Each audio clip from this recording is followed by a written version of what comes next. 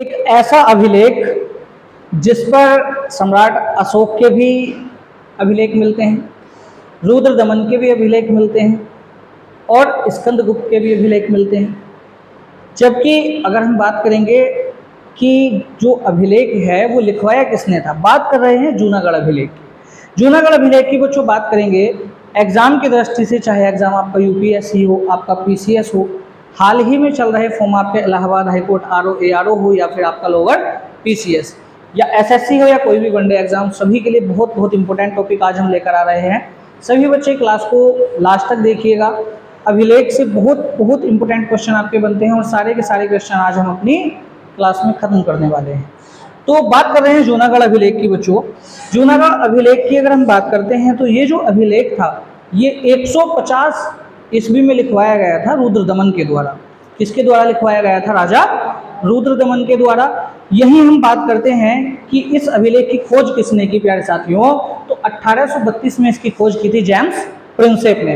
1832 में James Prinsep ने इस ऐतिहासिक अभिलेख की खोज की थी। लेकिन यहीं पर आपका क्वेश्चन आता है, सबसे पहले तो अभिलेख की खोज आपसे पूछ ली जाती है, इसके बाद यहीं आपका क्वेश्चन आता है कि इसको पहली बार प्रकाशित कब किया गया साथियों। तो पहली बार प्रकाशन की बात करेंगे तो Journal of Asiatic Society of Bengal के 7वें अंक में इसको प्रकाशित किया गया था। ये आपका अपने आप में बड़ा ही अल्टीमेट क्वेश्चन बन जाता है, आपका यूपीएससी और पीसीएस एग्जाम में ये पूछा हुआ है। लेकिन इसका जो विस्तृत और प्रमाणिक प्रकाशन कराया था बच्चों, वो किसने कराया था? कीलहॉर्न महोदय ने। क्वेश्चन के अंदर क्वेश्चन निकलते आ रहे हैं, बड़ा ही इंपॉर्टेंट टॉपिक है, क्लास के लास्ट तक बने रहिएगा साथियों। अगर हम बात करते हैं कि ये है क्या, अभिलेख जो है वो होता क्या था कि एक पत्थर की चट्टान होती है। उस पत्थर की चट्टान पर प्राचीन समय में राजा महाराजा क्या करते थे, अपने लेख खुदवा देते थे, उन पर जो है आदेश लिखवा देते थे, उन्हीं को क्या कहा जाता था? अभिलेख। यहीं पर अगर हम इस चट्टान की बात करेंगे जिसको हम जूनागढ़ अभिलेख के नाम से जानते हैं, तो इस पर 3 राजाओं के लेख अंकित हैं, जिसमें सबसे पहला जिक्र होता है सम्राट अशोक का। हालांकि कहा जाता है कि जूनागढ़ अभिलेख 150 ईस्वी में लिखा गया, लेकिन इस पर जो है लगभग 255 ईसा पूर्व के शासकों के लेख अंकित हैं, जिसमें हम बात करते हैं किसकी? सम्राट अशोक की। तो इस पर मौर्य सम्राट अशोक के आदेश और अभिलेख उत्कीर्ण किए गए। इसी चट्टान पर जो है बच्चों, जो रुद्रदमन है ये शक शासक थे, ठीक है, शकों के शासक थे रुद्रदमन, जिन्होंने इसको लिखवाया था। और बच्चे कौन सी भाषा में लिखवाया? संस्कृत भाषा में।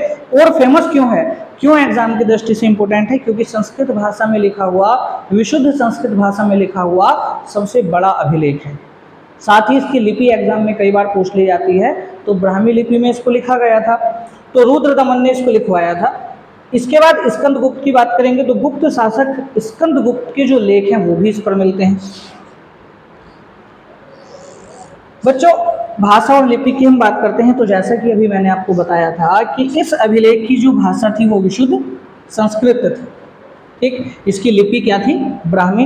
अर्थात एक ब्राह्मी लिपि में क्या है कि एक बार बाएं से दाएं लिखेंगे, फिर यहाँ दाएं से बाएं ओर लिख के लाएंगे, फिर बाएं से दाएं ओर लिखा जाएगा, फिर दाएं से बाईं ओर लिखा जाएगा। लेखन की इस कला को ही क्या कहा जाता है? इस लिपि को क्या कहा जाता है? ब्राह्मी लिपि। इसे भारत का प्रथम विस्तृत संस्कृत अभिलेख माना जाता है, क्योंकि संस्कृत भाषा में लिखा हुआ इससे बड़ा अभिलेख अभी तक प्राप्त नहीं हुआ है।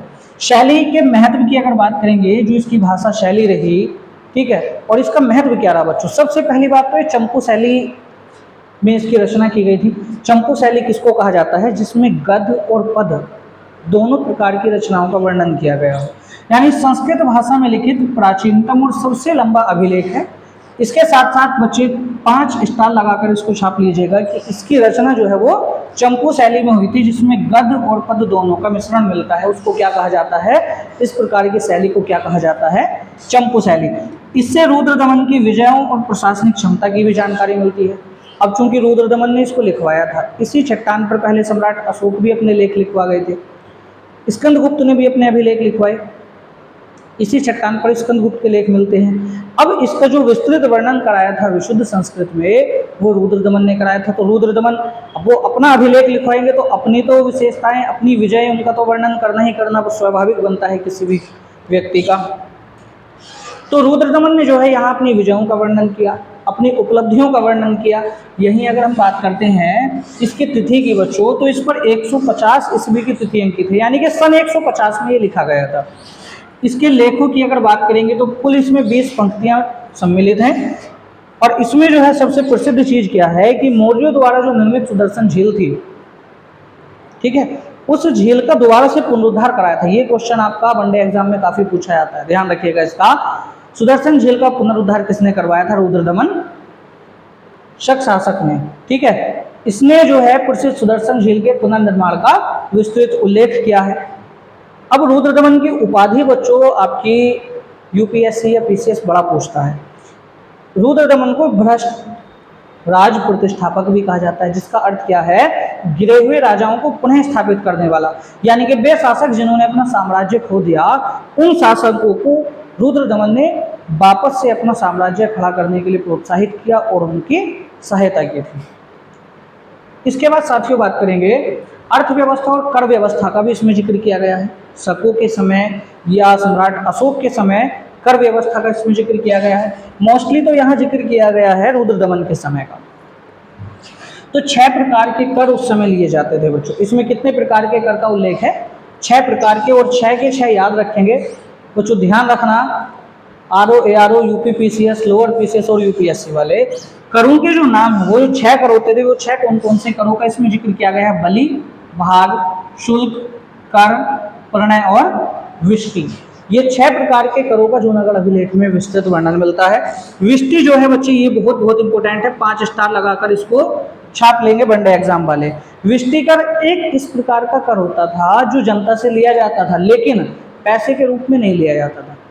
ये कर लिया जाता था श्रम के रूप में, यानी कि व्यक्ति से श्रम कराया जाता था, जिसके बदले में उसको कोई भी वेतन या सैलरी नहीं दी जाती थी, ठीक है। तो इतिहास में विष्टि जो है वो बिना वेतन के कराया जाने वाला श्रम या बेगार कर था, जिसका उल्लेख सर्वप्रथम जो है वो केवल और केवल इसी अभिलेख में मिलता है। इसके अलावा किसी भी अभिलेख में इसका वर्णन नहीं मिलता। प्रशासनिक कुशलता की बात करेंगे तो इससे यह सिद्ध होता है कि रुद्रदमन की कर व्यवस्था और प्रशासनिक क्षमता जो थी बच्चों अत्यंत सुदृढ़ थी। तो आज की इस क्लास से जो है हमारा एक अभ्यास प्रश्न आता है। सभी बच्चे वीडियो के लास्ट में जो है कमेंट में इसका आंसर जरूर देंगे। जूनागढ़ अभिलेख में किस कर का सर्वप्रथम उल्लेख किया गया? बलि, विष्टि, भाग, प्रणय या फिर ये सभी? कमेंट बॉक्स में बताएंगे सभी बच्चे। और प्यारे साथियों, आपकी जल्द ही इलाहाबाद हाईकोर्ट आरओ एआरओ के लिए जो है और लोअर पीसीएस और अपना अपर पीसीएस के लिए जल्द ही हमारी practice classes free of cost आने वाली हैं यूट्यूब पर। तो सभी बच्चे जहां तक वीडियो पहुंच रही है वहां तक सभी बच्चे चैनल को सब्सक्राइब करके रखें और अन्य साथियों को जो है चैनल को शेयर कर दें। सभी को सब्सक्राइब करें। जय हिंद।